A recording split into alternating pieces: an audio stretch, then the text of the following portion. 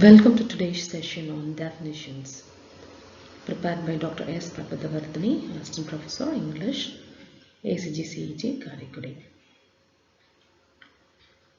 Now, while learning about definition, what are the things that we should consider?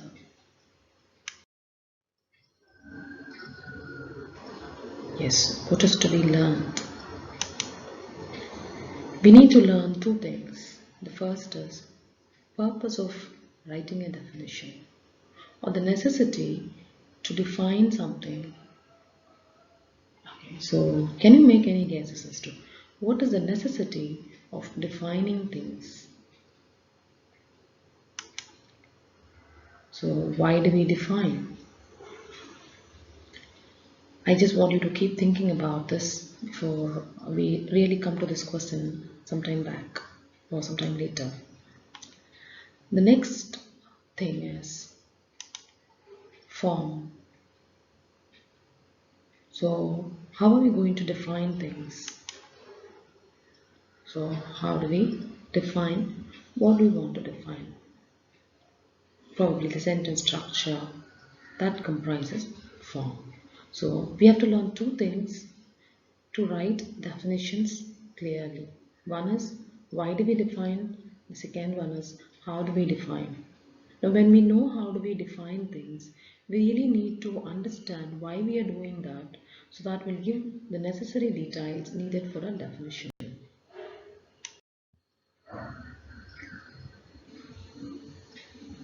So what are these? What is a mouse? What is a keyboard? I've shown you a picture. Even for keyboard, I've shown pictures. Now what will happen, or what happens when you're asked to talk about these? Explain it to students or to people about what is a mouse and what is a keyboard. You need to help them identify these things, and that's when our definitions will help. Okay, now what is the difference between the following?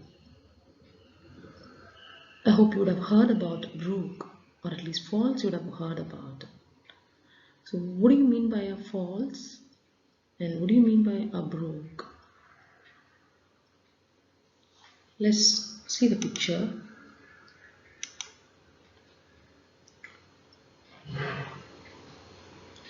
Now for this you really have to help them identify as also help them differentiate it.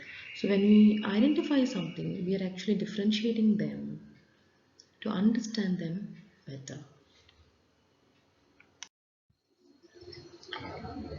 Okay, so we need to identify things, we need to differentiate them. Now here comes another. When and where do we use the following?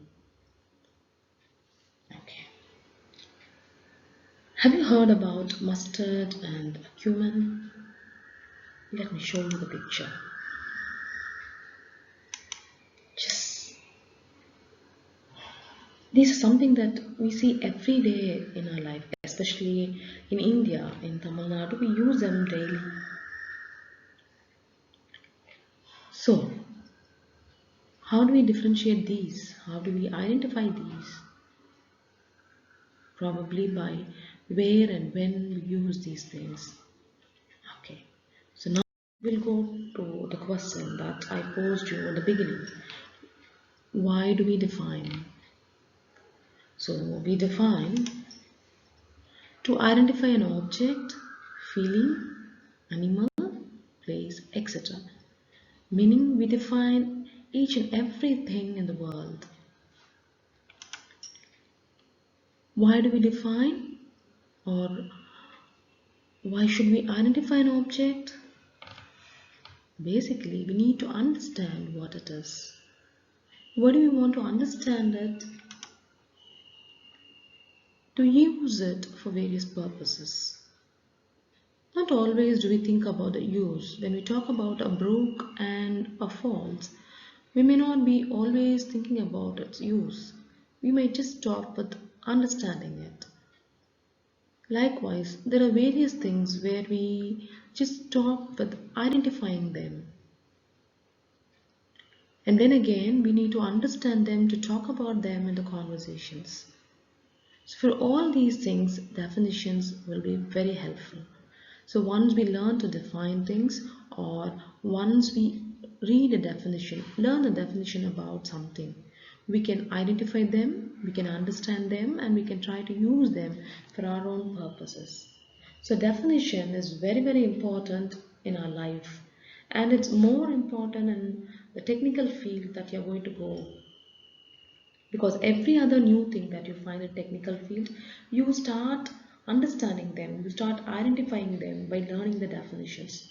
We cannot bring all the pictures, all the things into the classrooms, or we cannot show you everything. Though we have pictures and videos in the present day world, we cannot bring everything to the classrooms, or we cannot bring everything in the same time before you. It will be time consuming probably, but definitions can be brought in a single book of all the things. So we define to understand, or let me come again, we define to identify, to understand and use it for various purposes.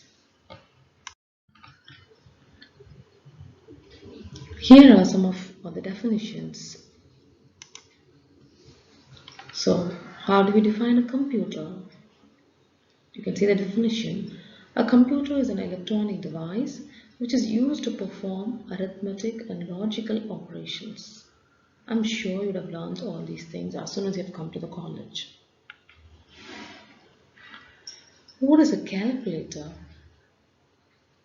Calculator again is an electronic device which is used to perform arithmetic operations alone. There comes the difference between a computer and a calculator in defining. We can also make the difference in other ways by talking about its appearance also. So, how do we start going about the definitions? Now that we know why we are defining things, we're going to go to the next part of how to define. So, how to write a definition. It generally has this particular format. As you've seen in the computer and calculator, it starts with the and the term, whatever we want to define. So it's like this. You start with this term.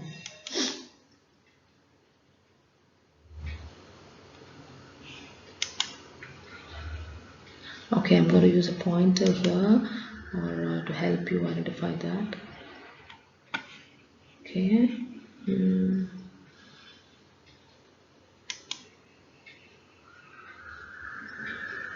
Okay, let me go to the highlighter. Here we go.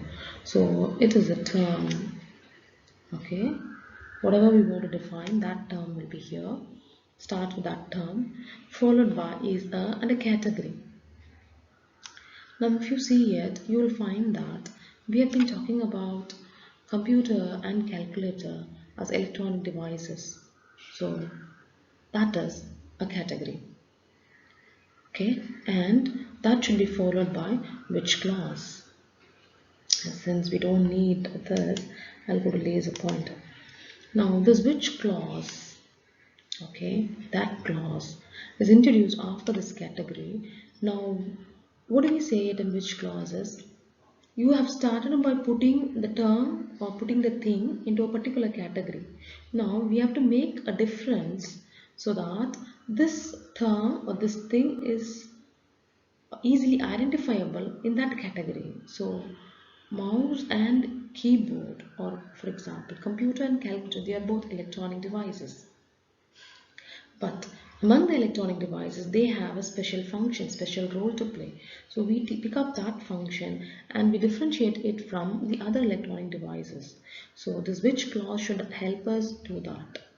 So it tells about unique feature, or it helps differentiate it from its category. With the help of function, use and appearance of a particular thing, we create this difference. Okay, now let's go into defining mouse and keyboard.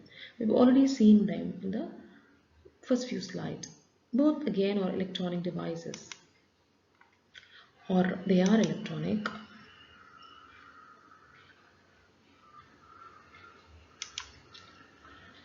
So, what is it?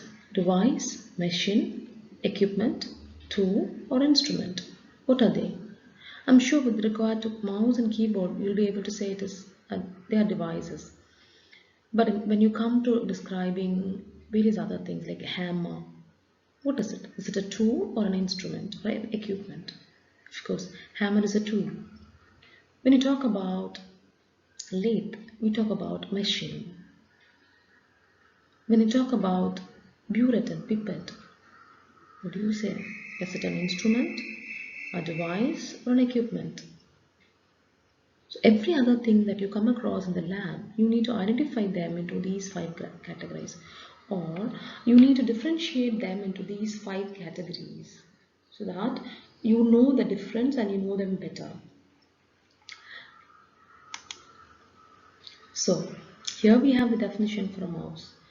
A mouse is an electronic input device. I've added input also here to make the difference. And you see the term is here and then the category is here. The next thing we have to do is we have to use a which clause to differentiate it from the electronic input devices. Now what are the input devices you have? You have keyboard, you have playpen, and then you have mouse, and you also have the keypad, all those things. So they are all input devices. We need to, and of course we have mic through which we give input into the computer. So we have to make the difference, and here it is used to move the cursor on the monitor, a simple differentiation. And then we have the keyboard.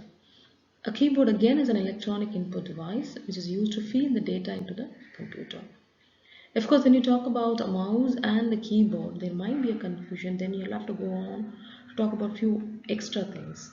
So when we add few extra things, what happens to definition? I'll come back to it. Now what we're learning right now is the basic definition. One is a brook and falls. Both are water bodies, and one flows in the plain land, whereas the other flows from a hilltop to a lower area, or from a mountain to a lower area. And you'll find that in a brook, the plain land might have ups and downs, but they're very small. Whereas from hill to lower area, then the water flow is from a topper place to a lower place, which creates force, and that's when we have falls. Okay, now the last two things, cumin and mustard.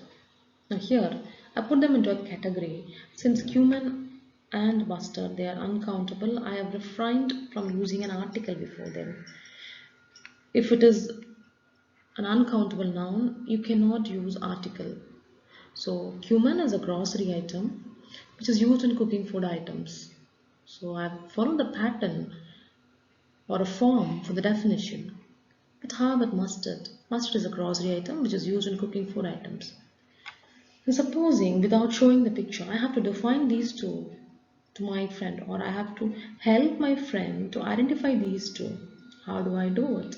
I'm going to say the same thing.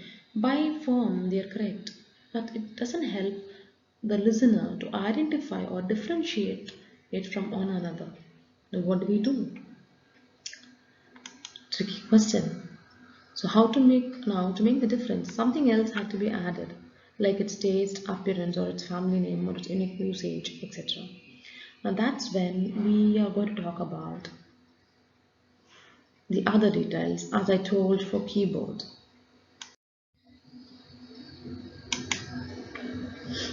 So when we need to give extra details, definitions are extended by giving more details about appearance, use, etc. Here, the form goes on to extend. In the form we add one or two more sentences. So a single line definition is something that we have seen so far. Now this we have a single line definition with added details, so it will have one or two more sentences. So as in the case of cumin and mustard, I've gone on to explain it further. Cumin is a grocery item which is used in cooking food items. That's a single line definition. So this one line, the single sentence, that single sentence definition. Then I go on to talk about extra details. It is an yellowish brown color and elongated and sharp like rice granules. Now all of you should be familiar with rice, how it looks. So it's similar to that. I can also go and talk about its texture. It is not very soft as rice. The outer cover is not very soft as rice.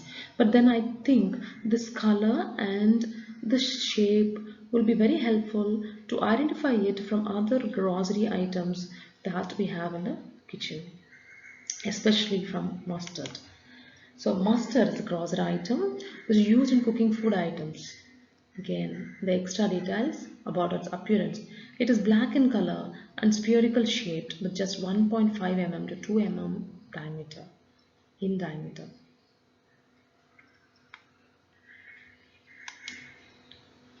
So when we add extra details, they become extended definitions.